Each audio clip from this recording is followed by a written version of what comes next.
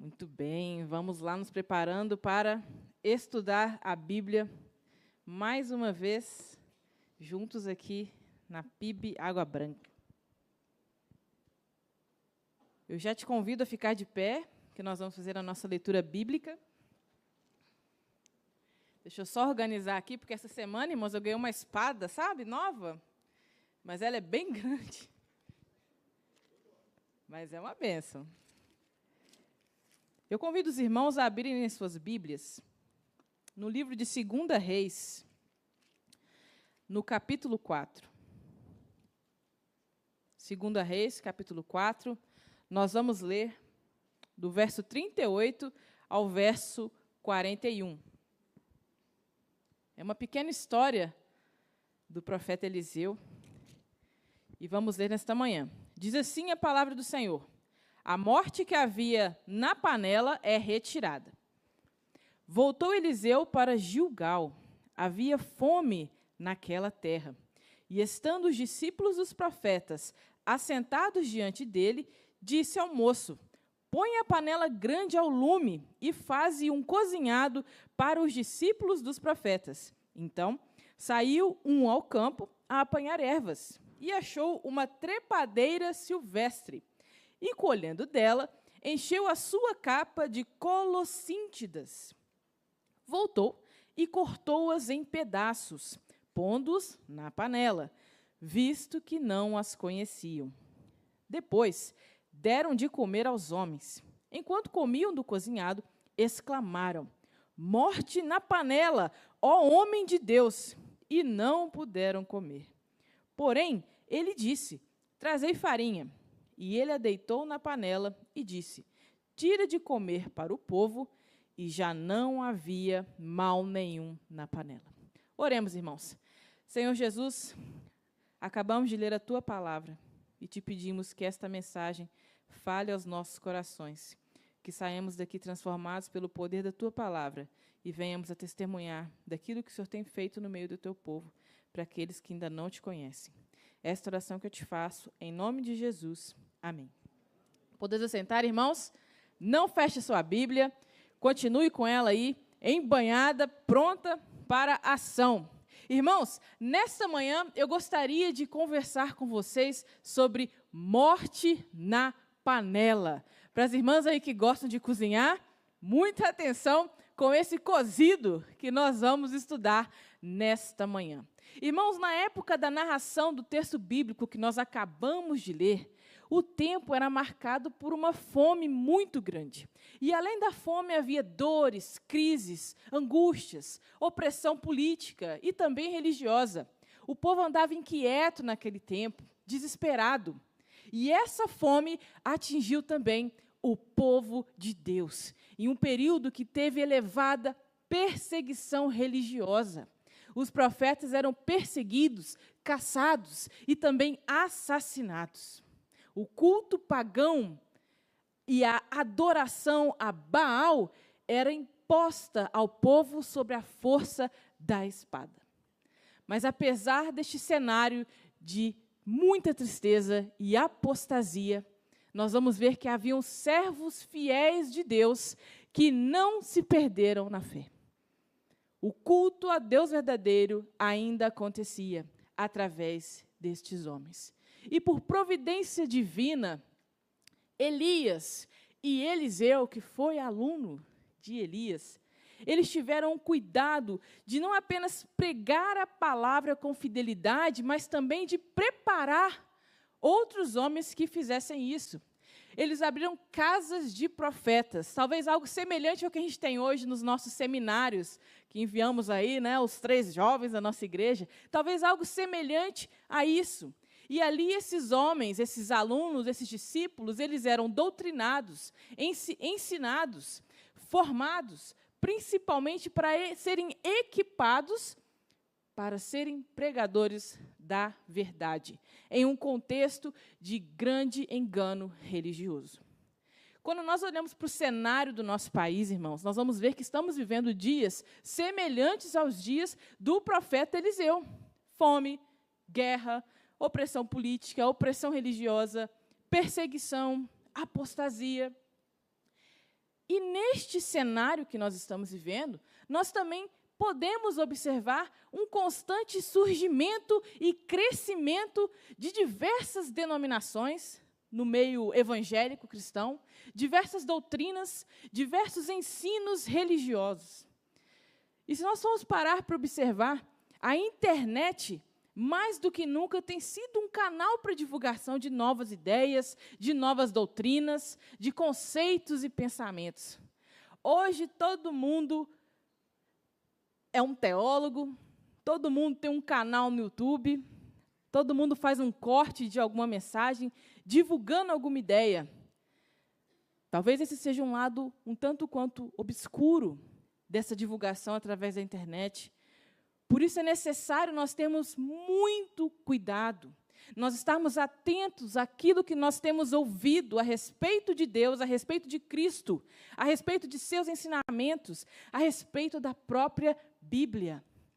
Nós somos uma geração pragmática. O que significa isso? A gente foca em resultado. Está dando resultado? Está dando certo? Continue. Mas, às vezes, temos que pensar, irmãos, que onde existe uma grande multidão, nem sempre lá está a verdade. A gente precisa pensar, analisar biblicamente todo esse movimento que está acontecendo por aí afora. Porque, às vezes, a gente pensa, nossa, se a igreja está crescendo, então é obra de Deus. Mas, talvez essa não seja a razão. Esse raciocínio é muito perigoso, irmãos, porque nem sempre tudo que cresce é verdadeiro. Nem sempre todo o sucesso vem de Deus. Nós precisamos analisar o que está atraindo essas multidões. É óbvio que com isso eu não estou falando para os irmãos terem preconceito de números grandes, não é isso. Mas o que está acontecendo que este movimento está atraindo tanta gente? Vamos buscar entender, é a palavra de Deus ou é a palavra dos homens? Sabe por que isso é tão importante, irmãos? É de extrema importância nós nos atentarmos ao sermão profético de Cristo. Abra sua Bíblia comigo, lá em Mateus 24, entre os versos 3 e 5, nós vamos ler nesta manhã. E diz assim: no Monte das Oliveiras, achava-se Jesus assentado, quando se aproximaram dele os discípulos, em particular, e lhe pediram: dize-nos quando sucederão estas coisas e que sinal haverá da tua vinda e da consumação do século? E lhes respondeu: vede que ninguém vos engane, porque virão muitos em meu nome, dizendo: eu sou Cristo, e enganarão a muitos. Irmãos, o primeiro sinal do fim dos tempos, apontado por Jesus em seu sermão profético, foi o engano religioso. O engano religioso. Jesus nos alertou que falsos mestres iriam se levantar, falsos cristos, falsas doutrinas, que o engano vai aumentar. As heresias, elas vão proliferar cada vez mais. Isto é bíblico. Isto é sinal da vinda de Cristo. Precisa se cumprir. E uma vez que nós temos consciência disso, nós, enquanto igreja, precisamos nos preparar. A igreja de Cristo precisa estudar as Escrituras, precisa conhecer a Deus, precisa se arrepender, precisa se preparar para não ser afetada pelo engano. Quando a gente volta aqui para o texto, e venha comigo novamente para o texto de 2 Reis, o que esse texto quer nos ensinar? Volte comigo lá no verso 38. Voltou Eliseu para Gilgal. Havia fome naquela terra. E estando os discípulos dos profetas assentados diante dele, disse ao moço: põe a panela grande ao lume e faze um cozinhado para os discípulos dos profetas. Observe comigo que nos dias do profeta Eliseu, como nós já falamos, houve grande fome sobre a terra. Esta fome era juízo de Deus ao povo. E aquelas pessoas famintas estavam dispostas a comer qualquer coisa que acalmasse o estômago delas. Temos o registro na Bíblia de que uma cabeça de jumento foi vendida por 80 ciclos de prata. Tamanha era a fome. As pessoas estavam desesperadas. Elas estavam procurando por pão, mas não havia pão. Ao mesmo tempo, nós estamos vendo que, neste momento de crise, vemos que homens de Deus, como o profeta Eliseu, estava palestrando na escola dos profetas, ensinando o verdadeiro ensino, investindo no treinamento de outros obreiros que pudessem mais à frente ensinar com fidelidade a palavra de Deus. O que nós aprendemos então, irmãos, é que havia ensino religioso em Israel, havia uma liderança comprometida com a palavra da verdade. Mas observe que, entretanto, mesmo sob a liderança de homens sérios como Eliseu, nós precisamos estar atentos. Esse texto nos mostra, irmãos, que a morte começa no prato, a morte começa na panela. Hoje em dia nós vemos por aí muitas pregações que carregam veneno e produzem a morte espiritual das ovelhas e da igreja. O pastor Hernandes Dias Lopes tem uma frase muito interessante. Ele diz assim: se não se prega o verdadeiro evangelho, quanto mais se prega, pior fica. Porque a mentira está sendo anunciada. E muitas das vezes nós, irmãos, estamos dando crédito a pregações vazias, pregações que alimentam o nosso ego, pregações que não alimentam a nossa alma, que não ensinam a Bíblia, que não nos confrontam ao arrependimento genuíno, à mudança de vida em Cristo. E assim as igrejas crescem com muito carisma, mas sem caráter. Porque temos aqui dentro pessoas, e eu falo aqui dentro de uma forma geral, dentro das igrejas, dentro da igreja de Cristo, pessoas que não foram transformadas. Pessoas que estão aqui, mas a vida não muda, o vocabulário não muda, a mente não muda, a conduta não muda. E estão aqui, sobem no altar, conduzem outras pessoas. Quando nós vamos agora ao verso 39, vemos que então saiu um ao campo, um dos discípulos. Saiu ao campo a apanhar ervas, e achou uma trepadeira silvestre, e colhendo dela encheu a sua capa de colossíntidas. Voltou e cortou-as em pedaços, pondo-as na panela, visto que não as conheciam. Observe aqui, irmãos, esse discípulo saiu ao campo para colher ervas e fazer o cozinhado que Eliseu havia pedido. Só que ao invés de trazer comida, o que ele trouxe? Veneno, achando que estava levando um alimento nutritivo para aquelas pessoas. Agora, notem que há um motivo para esse engano, para ele ter levado o veneno, para aquele veneno ter sido consumido. No final do verso, você vai reparar comigo, olha lá, visto que não os conheciam. A ignorância foi o motivo para aquele engano. Irmãos, por que a igreja brasileira come qualquer alimento? Porque todo dia a gente vê um movimento aparecendo, uma profecia sendo dita, um livro sendo escrito, uma música sendo composta, cheia de heresias, cheia de coisas que não agradam a Deus. E a gente fala, é de Deus, glória a Deus, tem muita gente, é do Senhor, vamos para lá. Porque ninguém põe à prova esses pastores, esses seminários, essas conferências, esses movimentos. As pessoas só estão absorvendo, pondo para dentro, mas ninguém pensa em analisar as Escrituras. A palavra-chave está aqui nesse verso, visto que não as conheciam. A falta de discernimento, a falta de conhecimento, a falta da sã doutrina é a causa do naufrágio das igrejas brasileiras e do mundo. Irmãos, em 2013, teve uma igreja no Brasil que plantou 1.300 igrejas. 1.300. Nossa igreja tem, no momento, acho que 2 congregações.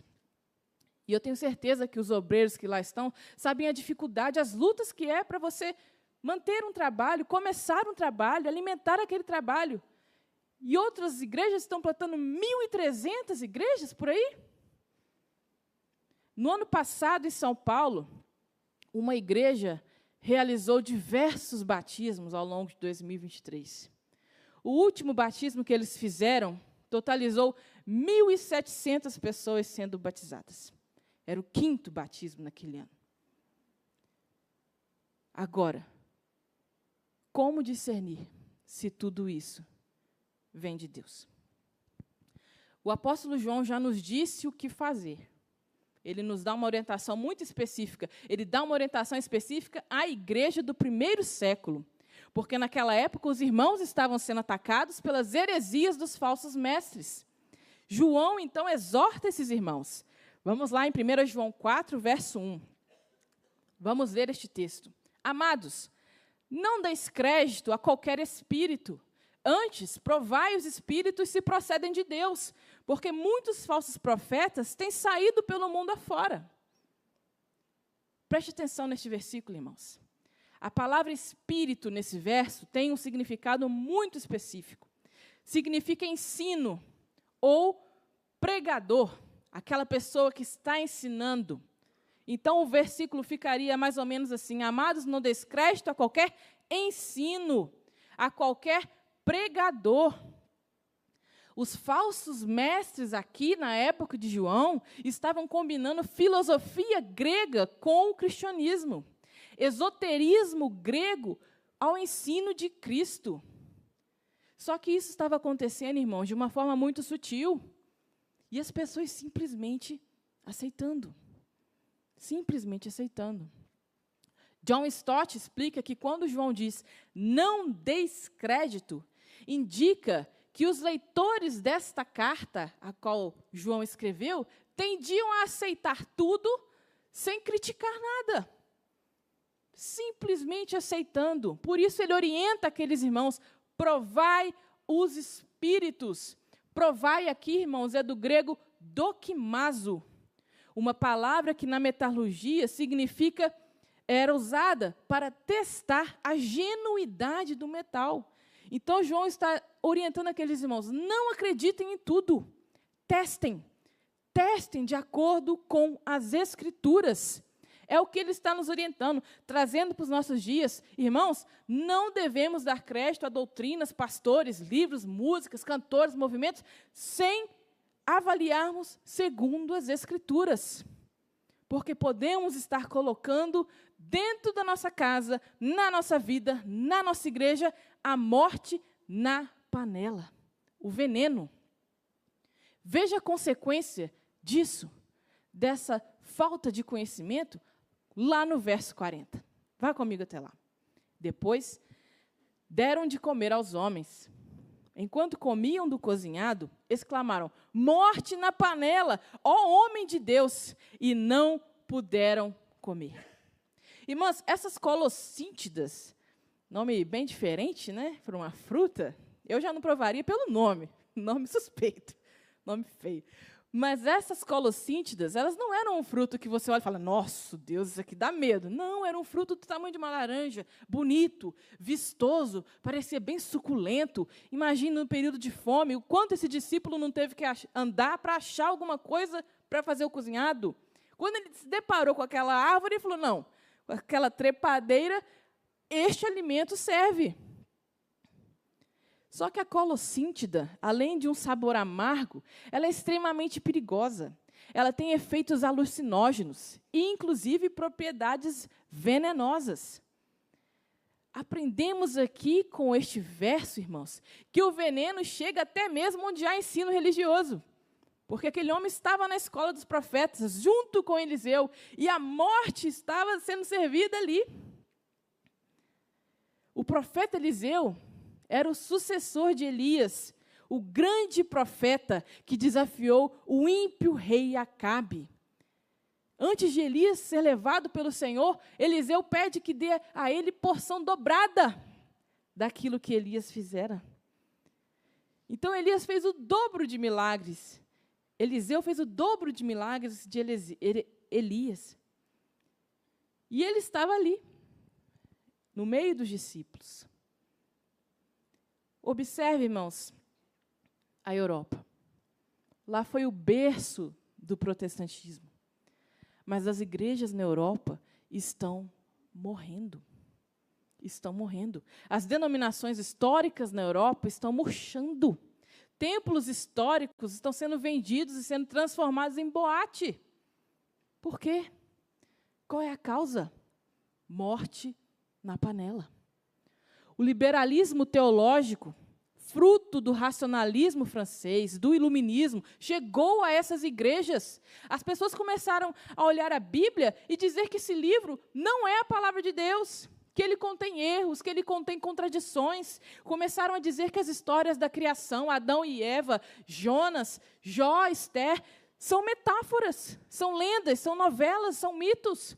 Agora, imagine, irmãos, se eu considero o livro de Gênesis um mito, uma história, o que nós temos ali em Gênesis? Pense comigo. Temos um Criador, Deus. Temos o primeiro casal, o surgimento da humanidade. Temos a criação como um todo mundo. Temos um plano divino objetivo, um plano direto. Temos também o pecado original. E temos a queda. Além disso, com a queda, com o pecado, nós temos a promessa de um Messias na lei, na cruz, no sacrifício, no nosso Redentor. Existe ali santificação e vai até a glorificação. Tudo isso nós temos em Gênesis.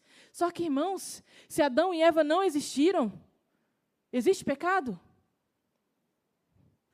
Se não existe pecado, irmãos, quem é Jesus nessa história? Seria Jesus só um cara legal? Qual seria a missão dele? Ele só veio aqui na terra para dar um bom exemplo?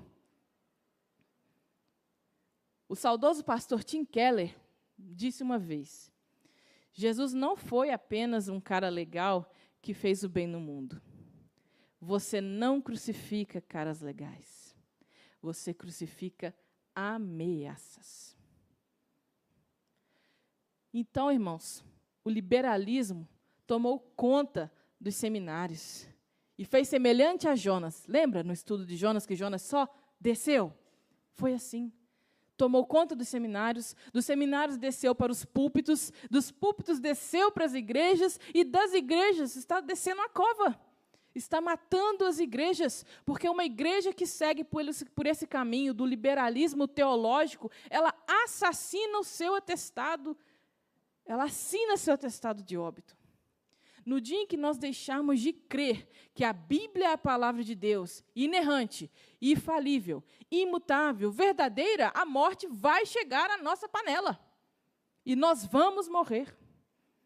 E se as ovelhas morrem, a igreja morre. E essas doutrinas, essas seitas, essas falsas teologias, esses movimentos, eles parecem ser bons, parecem ter nutriente, assim como este cozido, assim como essa fruta. Mas por dentro eles carregam veneno, carregam heresia, carregam mentira, morte espiritual. Só que as pessoas, nessa busca desenfreada por preenchimento de alguma coisa em seu espírito, por esse apetite espiritual, eu quero um ministério, eu quero ter um chamado, acabam engolindo qualquer alimento. Sem discernimento, sem avaliação, sem conhecer, e com isso morrendo na fé.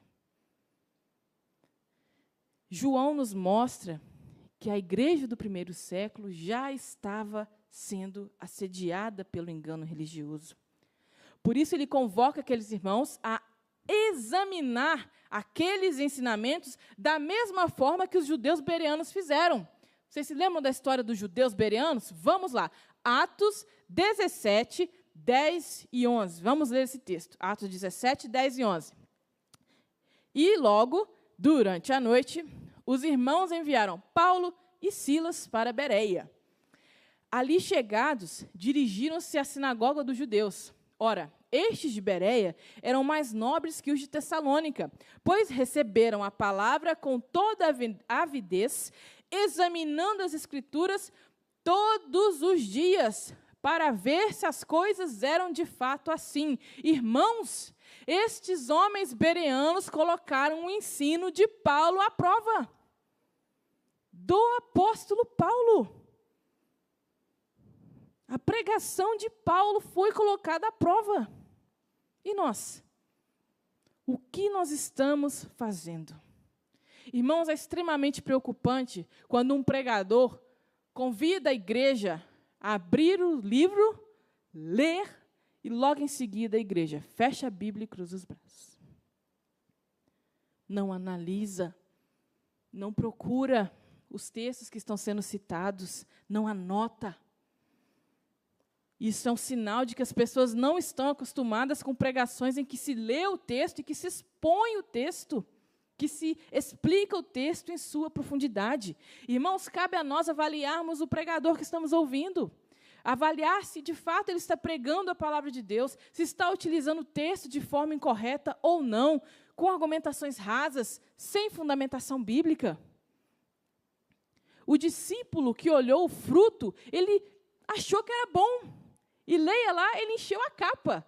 Ele achou que era tão bom que ele encheu a capa desse fruto. O problema da morte na panela, irmãos, é que a heresia, ela não é um monstro diabólico que vai aparecer para você no primeiro olhar. Não vai parecer algo feio, algo estranho. Ela é sutil, muito sutil. Muda-se a verdade, ou melhor, mescla-se a verdade com a mentira. Mas a verdade é pura. A verdade não pode ser misturada. E Paulo vai alertar a igreja em Éfeso sobre essa falta de discernimento. Abra sua Bíblia em Efésios 4:14. Para que não mais sejais como meninos. O que significa essa palavra meninos? Imaturos, inconstantes, ingênuos, agitados de um lado para outro e levados ao redor por todo o vento de doutrina, pela artimanha dos homens, pela astúcia com que induzem ao erro. Há muitas pregações que têm traços da verdade, mas no meio delas tem uma mistura perigosa, uma mistura nociva, que tira a saúde espiritual da igreja. Em 2 Timóteo 4, versos 3 e 4, novamente Paulo diz: pois haverá tempo em que não suportarão a sã doutrina, pelo contrário, cercar-se-ão de mestres, segundo as suas próprias cobiças, como que sentindo coceira nos ouvidos, e se recusarão a dar ouvidos à verdade, entregando-se às fábulas. Quer um exemplo de um tipo de pregação que está matando as igrejas? Com certeza você já ouviu um discurso semelhante a este. Como está a sua vida hoje? Que lutas você está enfrentando? Você sabia que Deus tem vitória para todas elas? Que Ele quer te dar o melhor da terra. Deus não quer você pobre, mas rico e bem-sucedido. Ele te quer feliz e não triste. Deus vai te levantar na sua região como um homem, uma mulher influente, um grande empreendedor. Você só precisa liberar o que há de melhor dentro de você. Não aceite derrotas, somente vitórias. Irmãos, vocês acreditam nesse tipo de palavra?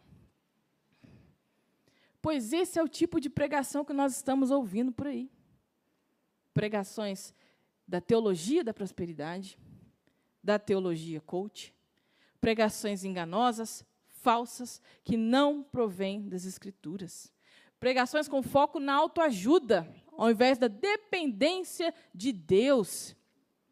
Teólogos que estão considerando que o homem tem dentro de si respostas, mas quando nós vamos lá em Provérbios 3, de 5 a 6, vemos: confia no Senhor de todo o teu coração, e não te estribes no teu próprio entendimento, reconhece-o em todos os teus caminhos, e Ele endireitará as tuas veredas. Pregações com ênfase no sucesso pessoal. Esses teólogos, principalmente os teólogos mais da linha coach, eles enfatizam a definição de metas pessoais e a busca pelo sucesso individual. Só que lá em Mateus 6,33, o que está escrito? Buscai o quê? Em primeiro lugar, o reino de Deus, a sua justiça, e todas essas coisas vos serão acrescentadas. Que coisas, irmãos? A gente lê esse verso, esquece do verso anterior, o verso 32. Jesus lista ali todas as coisas da nossa vida secular, coisas que nós precisamos, mas que não devem assumir o primeiro lugar das nossas vidas. Deus está cuidando de nós. Outro ponto dessas pregações é a relativização da verdade bíblica. Então, tem sempre uma historinha, uma adaptação de ensinamento para entender, né, as necessidades, os desejos das pessoas. Só que Romanos 12:2 nos diz: não vos conformeis com este século, mas transformai-vos pela renovação da vossa mente. Irmãos, este é só um exemplo de um discurso teológico que produz morte na panela, que mata as igrejas. Existem milhares de outros exemplos. Como Jeremias diz lá no capítulo 17, isso é fruto da invenção de corações enganosos. Quando nós não estudamos as Escrituras, nós caímos do engano dessas pregações. Morte na panela. Abra sua Bíblia em 2 Coríntios, capítulo 14, verso 8. Neste capítulo, Paulo está tratando sobre os dons, e especialmente o de línguas. E ele vai usar aqui a metáfora da sentinela no templo antigo. 2 Coríntios 14, verso 8.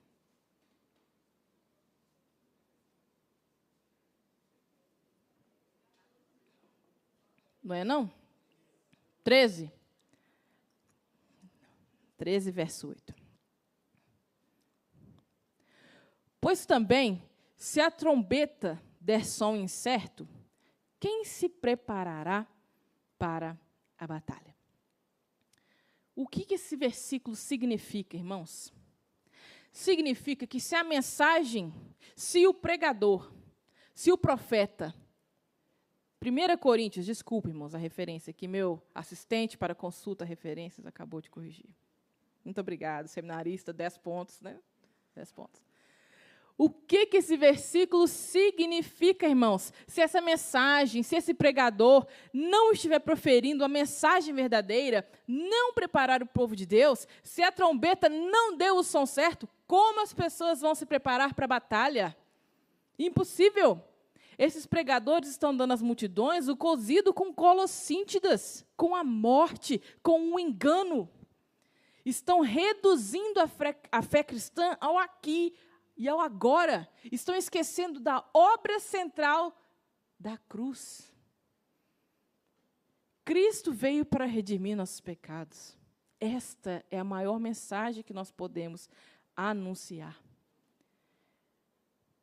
Irmãos, e por que nós precisamos aprender sobre isso, sobre Deus, sobre as Escrituras, sobre Cristo, o ensino verdadeiro? A igreja ela tem três frentes de batalha. E ela precisa se preparar com o som certo da trombeta para essa batalha. A primeira frente que a igreja enfrenta é o mundo com seu viés ideológico, cheio de sedução, com uma cosmovisão apóstata, ateísta, materialista, hedonista, que ensina luxúria, prazer, fama. A segunda frente que a igreja enfrenta é justamente a carne, com o fruto maligno que nós bem conhecemos: imoralidade sexual, impureza, libertinagem, idolatria, feitiçaria, ódio, discórdia, ciúmes, ira, egoísmo, dissensões, facções e inveja, embriaguez e orgias. Esta é a segunda frente que nós enfrentamos, a carne. A terceira frente que nós enfrentamos é o próprio inimigo, o próprio diabo. O príncipe desse mundo, que veio o quê? Roubar, matar e destruir. Repare, irmãos, como as coisas são muito sutis. Lá em Gênesis 2, 16 e 17, Deus dá uma ordem ao homem: não comer o fruto da árvore do conhecimento do bem e do mal. Esta é a ordem de Deus. Não comer o fruto desta árvore. Mas lá em Gênesis 3:1, nós vemos a serpente falando com Eva o seguinte: é assim que Deus disse: não comereis de toda árvore do jardim? Deus falou isso, irmãos? Sim ou não?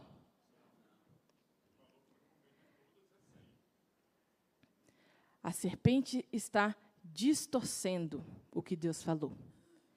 Ele falou para não comer o fruto de uma árvore específica, assim como o irmão Kleber acabou de dizer. Só que a serpente distorce essa ordem. Sabe o que é isso aqui, irmãos?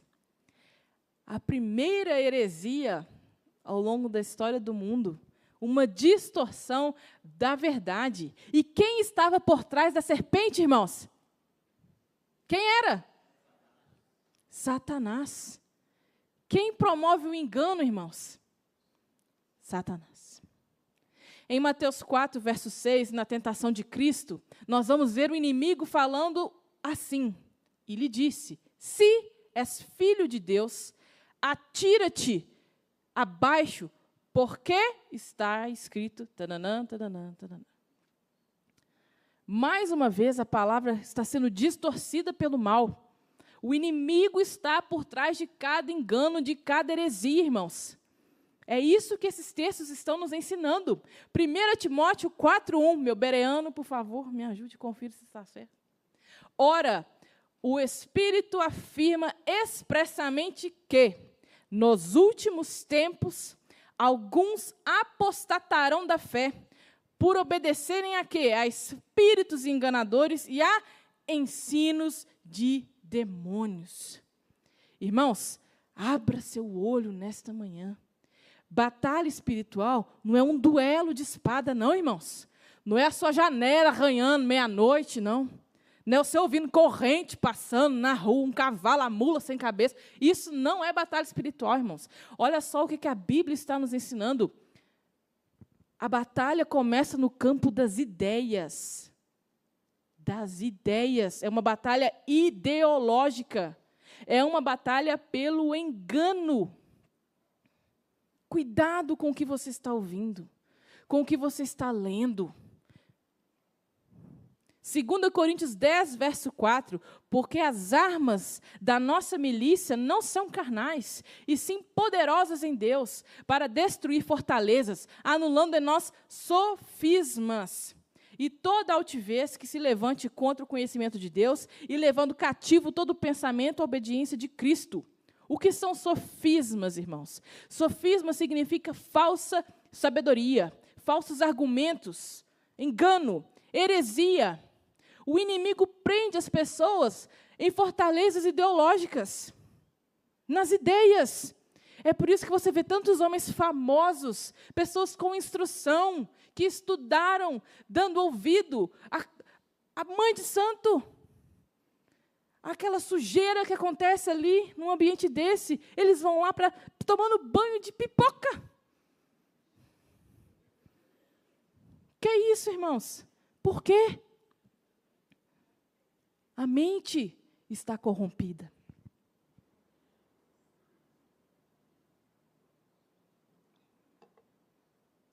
Como a igreja vai se preparar para enfrentar essa batalha? Se nós estamos nos alimentando com heresias, com mensagens, água com açúcar, mensagens sem conteúdo bíblico, fracas, precisamos nos preparar para essa batalha espiritual.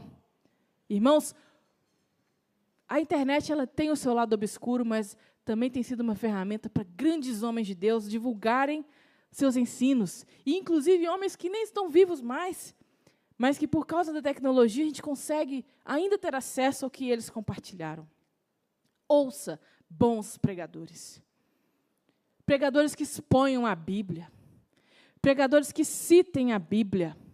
Eu não estou falando aqui, irmãos, de David Leonardo, Ed Renekiewicz, aquele outro Azevedo, esqueci o nome. Como que chama? Lucas? Vitor Azevedo. Não escutem essas pessoas. Tem uma outra que veio do meio batista e hoje é bispa, Valnice Milhomes. Esse ano, segundo ela, é o ano das portas abertas. Ela fala assim, né? Este ano! Por quê? Tem 180 portas na Bíblia. O número 4 significa porta, irmãos. E é o ano das portas abertas. Cadê isso aqui? Cadê Jesus? Cadê Paulo? Cadê os discípulos falando isso, irmãos? Da onde saiu isso? E as pessoas falam, amém. Oh, meu Deus, as portas vão se abrir para mim este ano. Irmãos, leia a sua Bíblia. Estude a sua Bíblia. Traga a sua Bíblia para a igreja, risque, anote, confira o que os pregadores que você está ouvindo, se eles estão falando de acordo com as Escrituras. E aqui eu gostaria de abrir um parênteses para te dar uma missão muito específica, um desafio para você começar a estudar a Bíblia. Nós estamos vivendo um período, irmãos, de sucessão pastoral. Então, eu gostaria de te orientar a começar a estudar a Bíblia, caso você não tenha esse costume, em nome de Jesus, hoje você vai sair daqui com muita sede por estudar a Bíblia. Eu vou te dar aqui alguns textos bíblicos que abordam as características e as responsabilidades do pastor. Porque nós precisamos estar aptos para fazer essa escolha, inclusive perante a Bíblia. Então, eu vou te dar uma cola para você anotar essas referências, estudar estes versos, para você entender quais são as características de um pastor. É óbvio que a nossa comissão está fazendo o trabalho, nós estamos orando, mas é só um incentivo, um tema para você começar a estudar a Bíblia, para te dar um gás, para você decolar e estudar a Bíblia. Então, vamos lá. Estude na sua casa as seguintes passagens. 1 Timóteo 3, de 1 a 7. 1 Timóteo 3, de 1 a 7. Tito 1, de 5 a 9. Tito 1, de 5 a 9. João 10, de 11 a 14. João 10, 11 a 14. 1 Pedro 5, de 1 a 4. Efésios 4, 11 e 12. Esses são apenas alguns trechos da Bíblia que descrevem as características e as responsabilidades do pastor. Vai falar de integridade moral, cuidado com as ovelhas, ensino bíblico. Então, estude, faça como os bereanos. Estude esses versos e analise os candidatos que nós iremos conhecer de acordo com a Bíblia. Faça como os judeus bereanos. Feche parênteses aqui. No verso 40, lá de 2 Reis 4, nós vamos ver aqui que os homens começaram a comer. Estavam com fome, era um período de fome seca, começaram a comer daquele cozinhado envenenado. Só que, perceba que eles conseguiram discernir a tempo que ali estava a morte. Olhe lá, depois deram de comer aos homens, enquanto comiam do cozinhado, exclamaram, morte na panela, o homem de Deus. Repare na urgência dessa expressão. Eles não pensaram duas vezes, irmãos. Eles detectaram o perigo e avisaram o profeta Eliseu. Só que antes disso, eles estavam fazendo o quê? Comendo, até que veio o discernimento. E, naquele momento, eles conseguiram identificar a morte iminente, mas viram que aquele quadro poderia ser revertido. E é neste momento que o milagre acontece. Leia o verso 41 comigo. Porém, ele disse, quem disse? Eliseu. Trazei farinha. Ele a deitou na panela e disse, tira, dê de comer para o povo. E já não havia mal nenhum naquela panela. A farinha aqui, irmãos, ela é só um elemento. O milagre vem do poder de Deus. Só que esse texto nos dá uma advertência. A única maneira de nós tirarmos a morte da panela é levar o trigo, a farinha da verdade, o pão genuíno. E aqui está o grande desafio para a nossa geração. Nos alimentarmos com este pão. E dar este pão a quem tiver fome. Entregar a mensagem genuína para que as pessoas possam comer. Mas para que a gente faça isso, nós precisamos nos alimentar. Nós não precisamos atrair as pessoas com nenhuma isca, com nenhum malabarismo.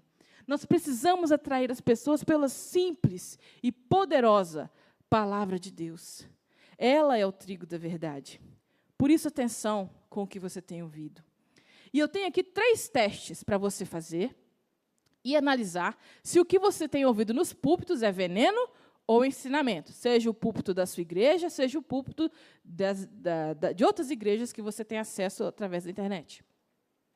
Primeiro teste.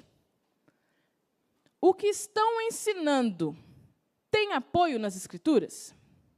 Isso serve para mensagem, livro, música. Tem base nas Escrituras? Avaliem o ensino, assim como os judeus bereanos, irmãos. Usem a Bíblia. Sabe por que é fácil enganar os crentes brasileiros? Porque o povo não lê a Bíblia. Então é muito fácil. Né? Tem aquela pegadinha que o pastor começa o culto e fala assim, irmãos, vamos hoje estudar o Salmo 151. Aí todo mundo da igreja. Mas existe isso? Não. Então, o que tem sido ensinado? Tem apoio nas Escrituras? Primeiro teste. Segundo teste, compare os ensinamentos dessas pessoas, desses homens, com os 2000 anos de história da igreja. Porque nós temos, nesses 2000 anos de história, nós temos ali doutrinas, desde que a igreja foi fundada. E essas doutrinas estão sendo interpretadas até hoje. Veja como esses homens do passado interpretavam os textos, como eles avaliavam as doutrinas. Esses ensinamentos que você está ouvindo condizem com o que a maioria desses grandes teólogos falavam. Leia Spurgeon, C.S. Lewis. C.S. Lewis não escreveu só Nárnia, não, irmãos. Nárnia é muito bom, mas tem outros livros. Leia Paul Washer. Leia Pastor Augusto Nicodemos, Hernandes Dias Lopes e tantos outros. Terceiro teste, compare com as igrejas e pastores bíblicos atuais. Veja o que eles estão ensinando. Veja se essa nova doutrina, esse mover, esse milagre, se condiz com o que esses pastores ensinam. E eu queria pedir ao Sassá que projetasse aquele slide, por favor. Irmãos, aqui são alguns exemplos de homens da atualidade. Aprenda com esses homens. Eles têm trabalhos disponíveis em livros, sermões e nas mídias sociais. Siga esses homens. Pastor Paulo Júnior, Reverendo Hernandes Dias Lopes, Reverendo Augusto Nicodemos, Pastor Marcos Granconato, Missionário Paul Washer, o Pastor Isaltino, já falecido, mas tem o site que ele deixou tem mais de 500 sermões em áudio. Pastor Luiz Saião, Pastor Steven Lawson. Veja o que esses homens estão falando, como são as igrejas em que eles estão. Aqui é só alguns exemplos, tem muitos outros. Pode passar para o próximo slide, por favor. Olha o tipo de literatura que eles publicam, irmãos. Aquele livro ali do pastor Paulo Júnior, O Perfil do Verdadeiro Cristão, analisado segundo as Escrituras. Aquela coletânea ali, olha, comentários dos livros da Bíblia que o pastor Hernandes está escrevendo. Ele terminou recentemente o livro de Salmos, e agora acho que terminou também 2 Samuel. Tem vários livros. Quer entender mais sobre a Bíblia? Leia um comentário. Livro do pastor Augusto Nicodemos, A Minha Graça Te Basta, Doutrinas Básicas, do pastor Marcos Granconato, Verdadeiro Evangelho, do Paul Washer. É um livrinho fininho, irmãos, mas um livro preciosíssimo. Leia isso. São livros baratos, dá para adquirir. O pastor Isaltino, o saudoso pastor Isaltino, ele tem uma série de comentários baseados nos livros da Bíblia. Tem esse livro de Gênesis, que é excelente. O estudo de Jonas que nós fizemos, para preparar o estudo, eu ouvi pastor Paulo Júnior, pastor Nicodemos, pastor Hernandes Dias Lopes, pastor Marcos Granconato. Li os livros do pastor Hernandes, pastor Isaltino, pastor Augusto Nicodemos. Conteúdo, mensagem que nos acrescenta. Busque, irmãos, o primeiro lugar, o reino de Deus. Gostaria de encerrar esta reflexão com 2 lições. A primeira, irmãos, é estude a Bíblia. Assim você não cairá no engano. Hoje o Senhor está nos chamando ao arrependimento, ao discernimento, a avaliar as doutrinas que nos apresentam. Não creia em todo espírito, em todo ensinamento. Coloque à prova pregadores, ensinos, mensagens, teologias. A segunda lição: a necessidade mais urgente da igreja hoje é a verdadeira pregação.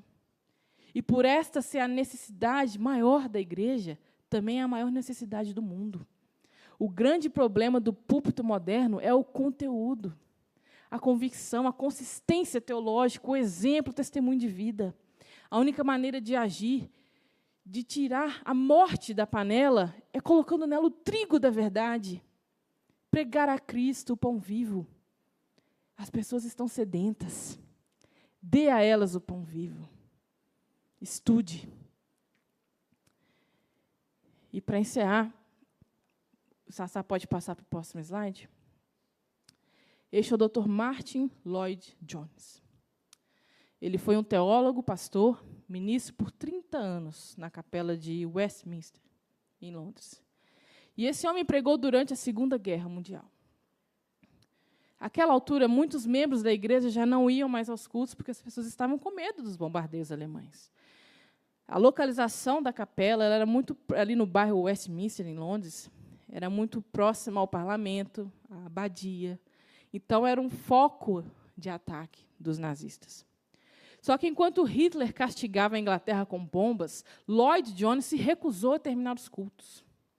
Em meio ao bombardeio, ele não parou de pregar. E enquanto as bombas caíam e a capela de Westminster estremecia, o pó caía sobre sua cabeça, esse homem não se calou. Alguém proclamava, enquanto a Inglaterra estava no caos, em polvorosa, em medo. Mas havia ali naquela capela, irmãos, um senhor, um homem, a voz de Deus, que não se calou. E lá as pessoas encontraram refúgio, direção. As pessoas estão famintas, irmãos. E o que nós estamos entregando a elas? O que você vai entregar se você não se alimenta? Você não entrega nada. Nada. Entra ano, sai ano. Quantos aqui já leram o Novo Testamento? Pelo menos uma vez. A Bíblia toda. Mas você passa horas assistindo Netflix, vendo dorama. E quando vai ler a Bíblia, está de noite, está com sono, abre uma caixinha de promessa, lê um versículo vazio, sem contexto. E a vida segue. E a igreja murcha. E quando a gente fala, queremos 500 membros nessa igreja, como alcançar essas pessoas? Que tipo de crescimento a igreja vai ter se nós não estudamos a palavra? Se os jovens estão preocupados em fazer evento em bloco de carnaval, é o que a igreja Bola de Neve fez, os cristãos batucando junto com mulheres seminuas do lado, irmãos. E a igreja fala, é assim, é uma estratégia. E nada muda. Olha o que este homem fez, irmãos. Pregando enquanto as bombas caíram. Olha esse prédio, está lá até hoje. Não foi destruído, não caiu. Porque a palavra de Deus foi anunciada. Pessoas foram transformadas. A missão dele continuou. A nossa guerra espiritual, irmãos, ela é ideológica. Preste atenção com o que você está ouvindo. O que você está seguindo na internet. Que a Igreja de Cristo, em especial a Igreja Batista de Água Branca, seja a voz de Deus nessa terra e denuncie a morte na panela. Glória a Deus, irmãos.